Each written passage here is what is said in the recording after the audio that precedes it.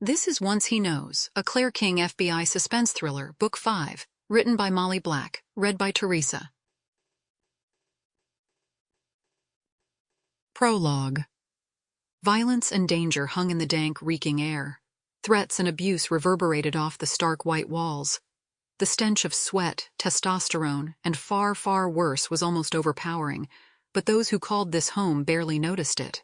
If they did, it was like the smell of their mother to a newborn baby, that of a favorite blanket to an old arthritic dog.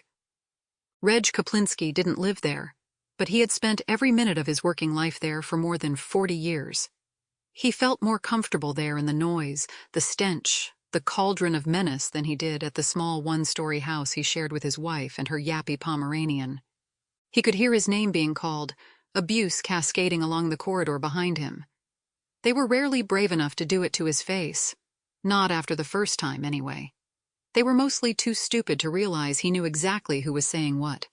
Too stupid to understand that every little thing they said, every insult, slight, joke, was logged away in his brain, ready to be used against the perpetrator.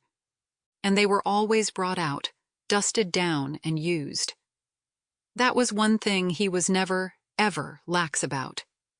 He made his way, slowly, assuredly, down the long corridor like a man at peace in the world. And that was exactly what he was. And because he spent his days among people who were at the very opposite end of the scale, men who raged and fought against the world, and those in it, that added to his inner peace. It was as if he took their negativity, their hatred, distilled it, and grew strength from it. As if to demonstrate exactly that point, he breathed in deeply through his hawk-like nose, closing his eyes briefly, savoring everything about these last few moments before he left for the day. 3 feet to his left ran a breeze-block wall painted with thick, off-white paint. The unskilled workmen had allowed great drips of the paint to run, leaving rivulets that streaked down to the bare tiled floor. Some of the drips and rivulets had been picked off by bored fingernails.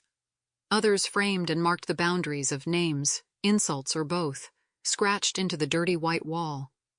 2 feet to his right were the cage-like openings to the individual cells. Through the bars, men lazed on simple bunks or stood. Their arms hung through the bars, calling to their neighbors.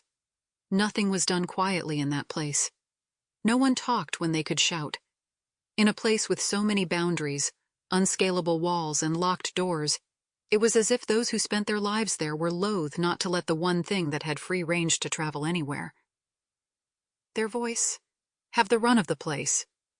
Kaplinski was in no hurry. Sample complete. Ready to continue?